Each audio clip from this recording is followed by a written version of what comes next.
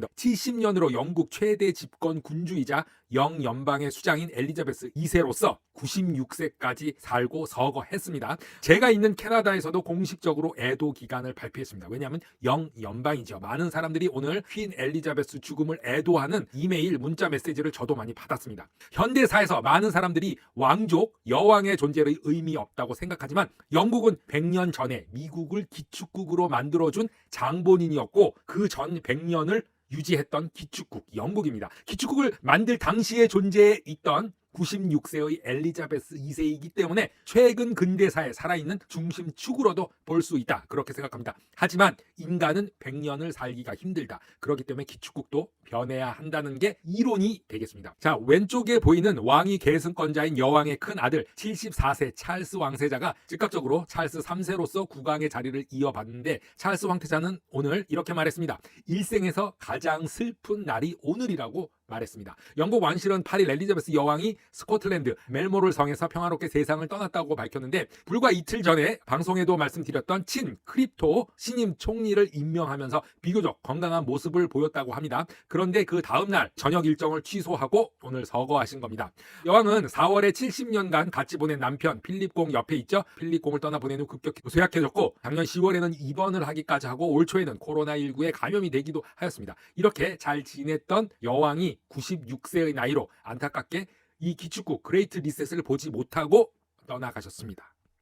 자, 우연일까요? 영국 엘리자베스 여왕이 서거한 날 유럽중앙은행 ECB는 통화정책 결정회의를 열고 기준금리 0.5에서 1.25로 0.75% 올리기로 결정을 했습니다. 이것을 빅스텝이라고 합니다. 큰 발판처럼 올라가고 있는 것입니다. 이번 금리 인상은 유로화를 도입한 1999년 이후 23년 만에 처음입니다. 유럽과 영국은 미국을 지탱해주는 준기축국입니다. 미국이 인플레이션으로 가면 유럽은 디플레이션으로 세계 경제를 유지시켜주고 미국을 유지시켜주지만 이제 미국도 금리를 올리고 유럽마저 마이너스 금리, 자 여기 보시면 0%지만 실질은 마이너스 금리입니다. 이 마이너스 금리에서 0.5로 1.25로 수직 상승하고 있습니다.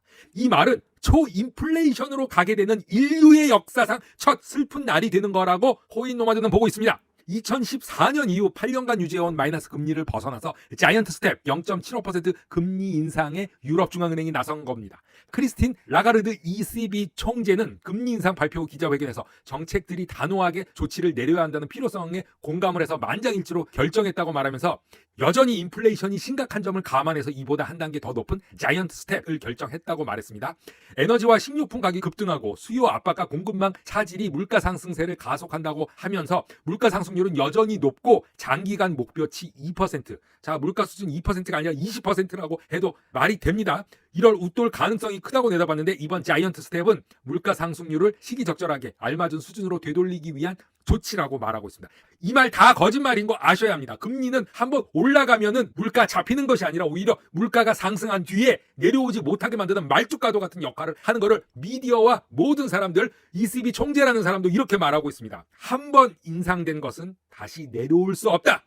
미 연준 부의장 마이클 바는 수요일 워싱턴 DC에서 열린 브루킹스 연구소 행사에서 연준 관리로서 첫 연설을 하였는데 민간 부분보다 덜 암호화폐에 대해 호의적인 견해를 보였습니다. 리플랩스의 전 고문이기도 한데 친암호화폐 정책에서 친화적이지 않은 정책으로 가는 것이 아닌가 의심스러운 말들을 했는데 스테이블 코인이 규제되지 않은 다른 개인 자금과 마찬가지로 금융 안정성 위험을 초래할 수 있다라고 말을 했습니다. 마이클 바는 나는 의회가 특히 지불 수단으로 설계된 스테이블 코인을 신중한 규제 내로 가져오기 위해서 꼭 필요한 법안을 통과시키기 위해 신속하게 노력해야 한다고 말했습니다. 이 말은 올해 안으로 신속하게 법안이 통과될 수 있다 이런 의미도 될 수 있겠는데요. 한편 라엘 브레너이드 연준 부의장은 은행 정책 연구소가 주최한 컨퍼런스에서 암호화폐 금융 시스템이 전통적인 금융에서 보여준 우리에게 매우 익숙한 동일한 위험을 가지고 있다고 말하면서 스테이블 코인이 적절하게 규제되지 않으면 위험 가능성이 가장 높은 영역 중 하나이며 이러한 위험이 주요 핵심 금융으로 유출될 수 있다라고 말했습니다. 또한 연준이 인플레이션을 해결하기 위해서 금리 인상에 전념하고 있지만 중앙은행은 데이터에 의존하고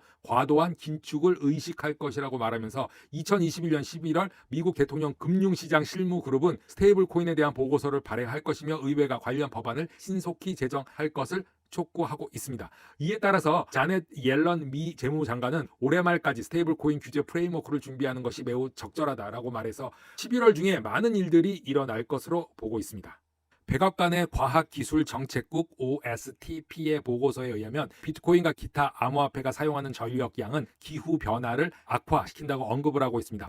백악관 크립토 전력량 보고서는 크립토계가 관심이 높아짐에 따라 환경에 미치는 영향에 대한 우려와 문제를 해결하기 위해서 조 바이든 대통령이 발표한 행정명령에 따라 작성된 것입니다. 디지털 자산의 정기 사용은 시장, 정책, 지역 온실가스 배출 이런 것들을 확인하지 않은 채로 두면 암호화폐 크립토가 사용하는 에너지가 탄소 배출량을 줄이려고 하는 국가 환경 목표를 방해할 수 있다고 경고를 하고 있습니다. 백악관 과학기술정책국은 암호화폐 자산이 시간당 1,200억에서 2,400억 킬로와트-아워, 전 세계 연간 총 전력 사용량의 0.4%에서 0.9%를 사용하고 있고, 미국에서 크립토 비중은 미국 전력 사용량의 최대 1.7%와 전 세계 암호화폐 운영의 약 33%, 3분의 1을 소비한다고 지금 보고 있습니다. 크립토 업계의 미래 에너지 수요는 예측할 수 없으나 어떤 운영 표준을 만들어야 할 필요가 있다고 설명하면서 환경보호국 EPA, 에너지부, DOE 등 주정부 등이 관련 당사자 간의 논의를 시작하여 보다 깨끗한 미래를 위해서 표준 개발을 협력해야 된다라고 백악관과 조 바이든은 보고 있습니다. 보고서에 따르면 미국은 2030년까지 온실가스 배출의 50%, 2005년 대비 52%를 줄여야 하고 2035년까지 청정 에너지 전력망을 달성하는 것을 목표로 하고